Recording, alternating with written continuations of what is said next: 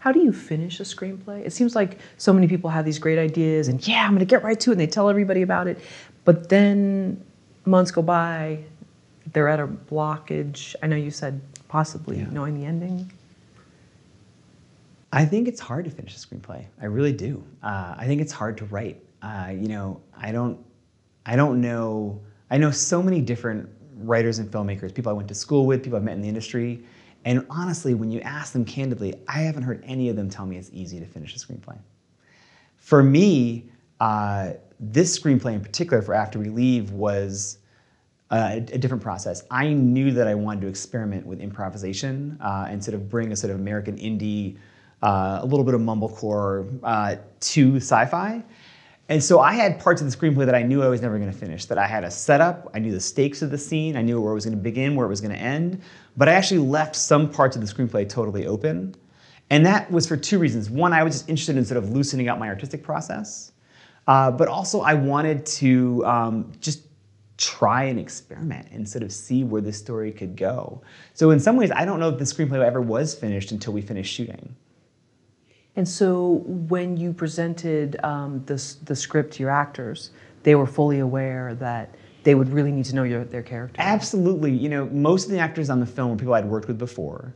And even when they weren't, you know, I would start with a conversation about the process of the film, that we were going to make a film that was improvisatory, that was experimental. We might go out some days and get one shot, and that might be it. We might go out and shoot a whole scene and be like, I don't know if I like that, let's try it again. The idea was we were keeping our costs so low that we never had to make a decision based on money. That we could make, what's the coolest thing we could do, the risky thing? And part of that was improvisation with the actors. I've been on set a number of times in other contexts where an actor had a completely different idea about the character in that scene. And when money is on the line and time is tight, you're just so inclined to not sort of engage with that idea. Because you're like, I don't know, we're under pressure on budget. I better just do the safe thing, shoot it safely and do exactly what the script said. But when you're free, when you've adopted a model where there's less money being spent, you're shooting, you know, on a different timetable, you can embrace that. You can be like, wow, I never thought about it that way. Let's try it. Let's do it. And so most of the actors were very excited about that idea. I made a series of promises to my collaborators, sort of giving them a little more freedom on this movie. And to the actors, I always said, you can always have one more take. You know, like my promise to you is I have an idea for what I want, a very specific idea. You know, I didn't abandon my directorial voice. I wrote some of the scenes, you know, pretty explicitly. I knew what I wanted from the scenes, but then we always tried things that they had in mind. And some of those things are in the film, you know, and are better than the ideas that I had. So they were really open and excited about improvising. Would you say you're a planner by nature? You seem pretty organized. I am a planner by nature. You know, the joke about me in film school was that when I showed up to my first set, I had craft service in 2 boxes divided by salty and sweet. I've never lived down salty and sweet. And this movie actually was a very, very conscious attempt to shake that up a little bit. I used to be the kind of filmmaker who would storyboard every single frame. And I can tell you viscerally, I remember showing up to the set of a web series I was directing. I got there in the morning and I said, I know every single shot I'm gonna get and what it's gonna look like. And at first I was happy about that. And I came home that night and I had indeed gotten exactly the shots I had imagined, and they were how I wanted them to be. And I literally almost cried because I realized like I did not come to LA. I did not like do this crazy thing to execute a shot list on time, to get competent coverage that basically covered the story.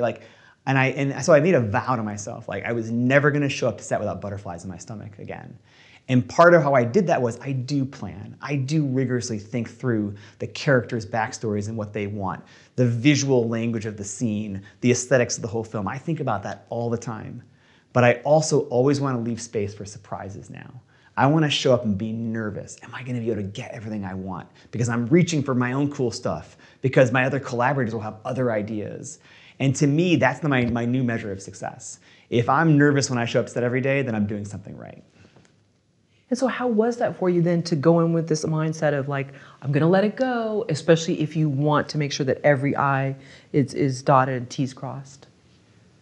The way you solve the problem of if you have such a strong vision of the film, but you want to collaborate, you just need to pick your collaborators really well.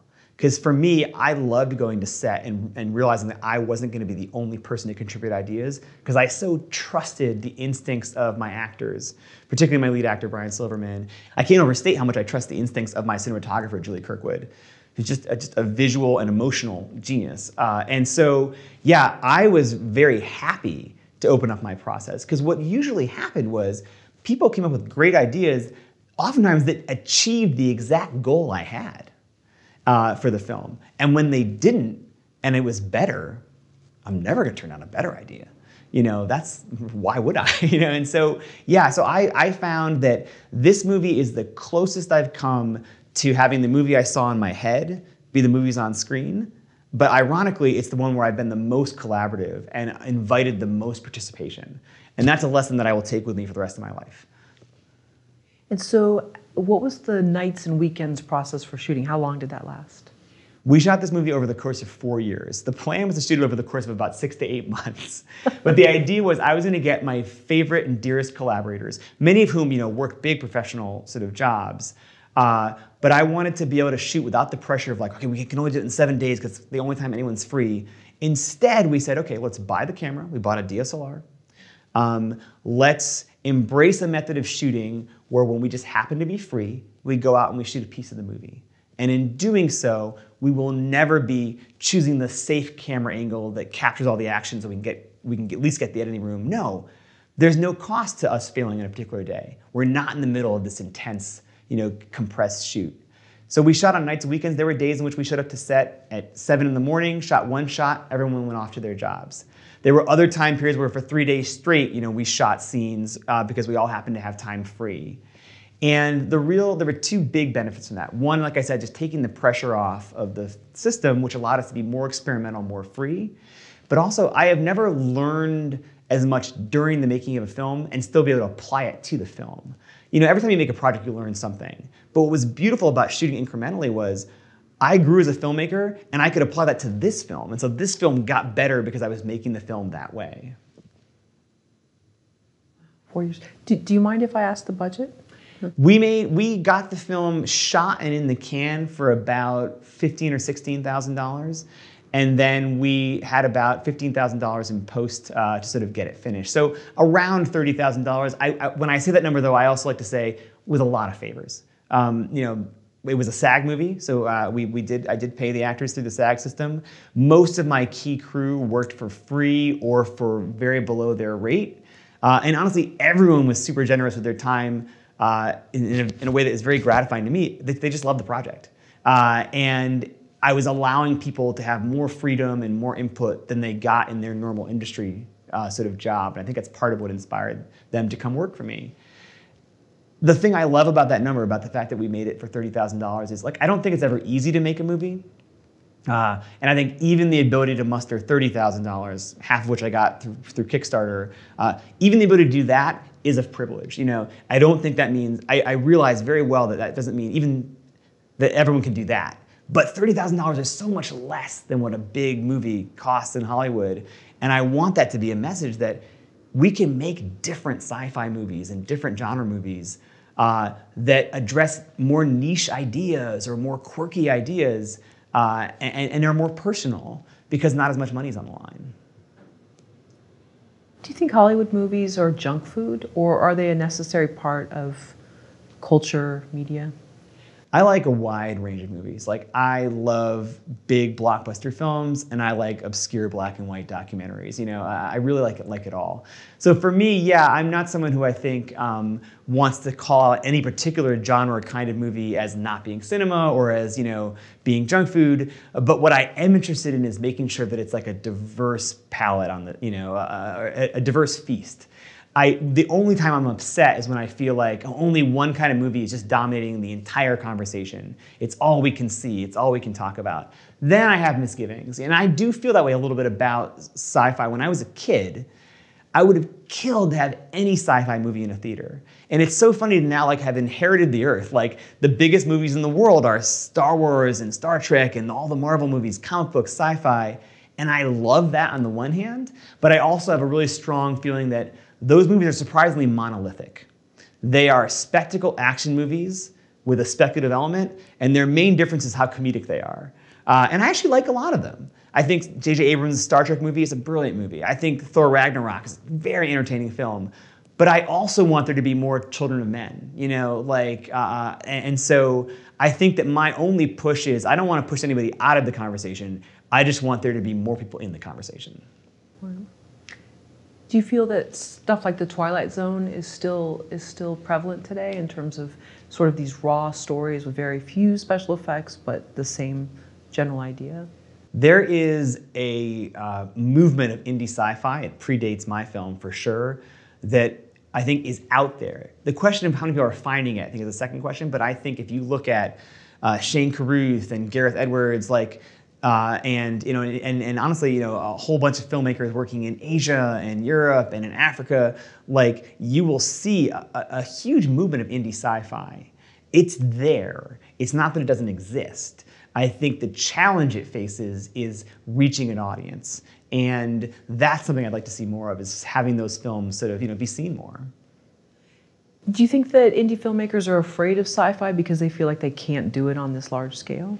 Indie filmmakers are for sure, I think, afraid of sci-fi because I think there's still this dominant messaging that a VFX film must cost $1 million. And I don't even mean that as an exaggeration. I think people see the stuff in my film and they think did that cost $1 million? And my message really is, no, there's been such a revolution in personal computing, in software, that while it's not easy, it is very possible to make visual effects films on indie film budgets. But I don't think, surprisingly, even though I think we are a decade into this movement, I still don't think enough independent filmmakers realize they can dream in this way. They can be creative in this way through genres like horror and sci-fi and fantasy. It can happen. I think you have to have the idea for it. And then if you have the idea, there are a lot of ways to accomplish that idea now. And then that being said, with your film, After We Leave, you wanted to make sure that the sci-fi was in the background and that the story, the emotion of the character was in the beginning. And that was my choice. Part of my artistic agenda was to say, I think it's interesting to focus on character and conflict and the big sort of questions through a future lens. But I think what's great about this revolution in VFX and in digital cameras and all that sort of stuff is that another filmmaker might come along and be like, you know what, I want to make an in-your-face VFX spectacle. Even that can happen now, and I wish more people would do that. Particularly, I'm excited about women filmmakers and people of color filmmakers who are just deciding, yeah, I can do this. I can tell a sci-fi story or a fantasy story. I can't get enough of that.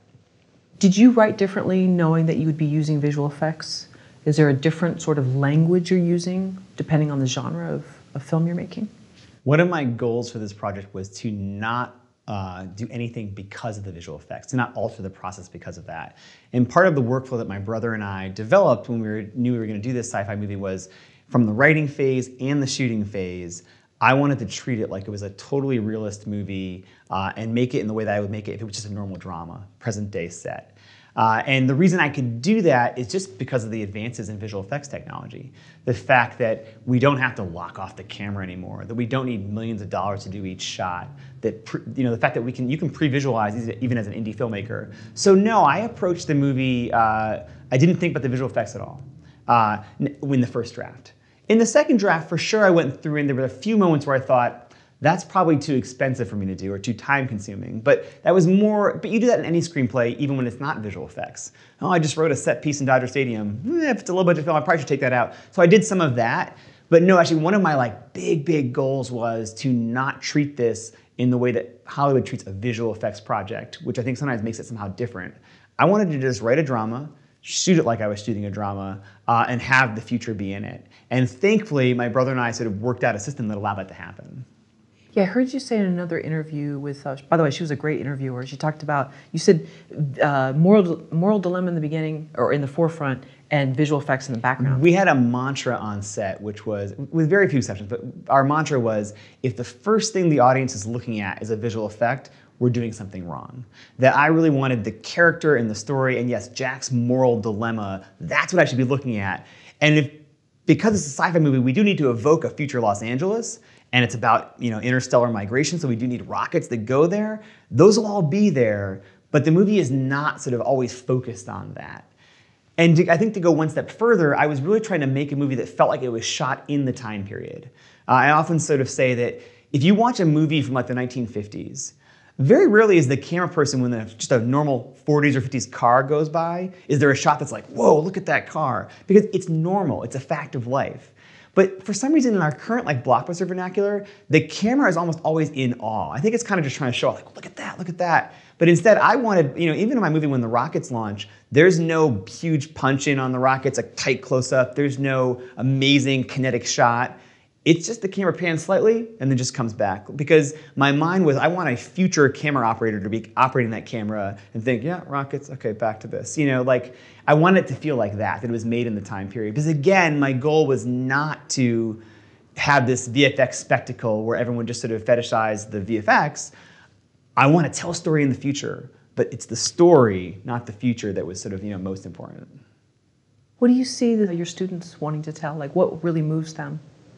My students are very interested in seeing themselves reflected on screen. And that means, I think, some of the obvious topics we think about today. I do think it means that they want to see more women characters on screen, and more complex women. They want to see underrepresented groups on screen, different identities. But also, I think they just want to see their mindset and their feelings.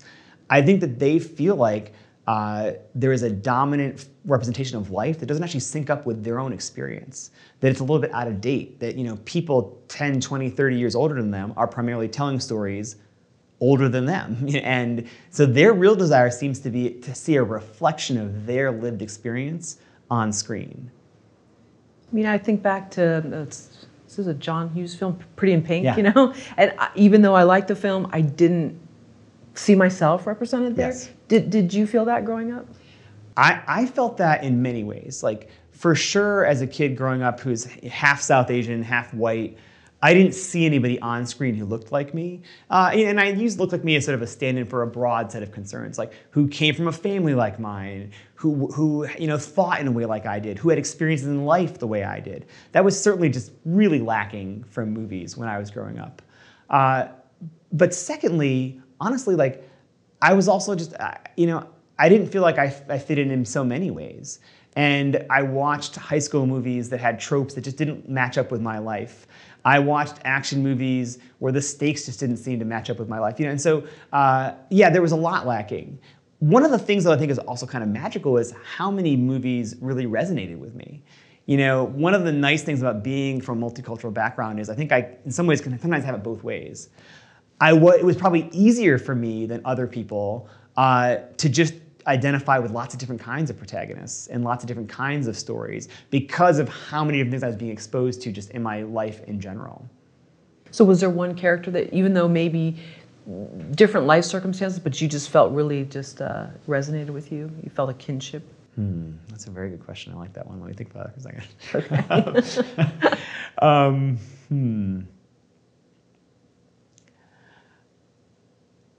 I think that when I really remember watching Star Wars and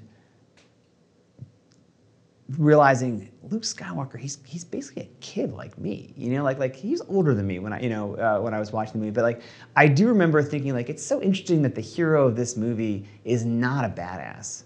Like, he's actually just like learning about the world. And I think that's one of the things I think is like realized about that movie. That, Han Solo is an amazing character. He's awesome. He's not the main character of that movie, though. The main character is a character who most of the film is just trying to catch up with what's going on in the world and not realizing the role he plays in it. And I like that a lot.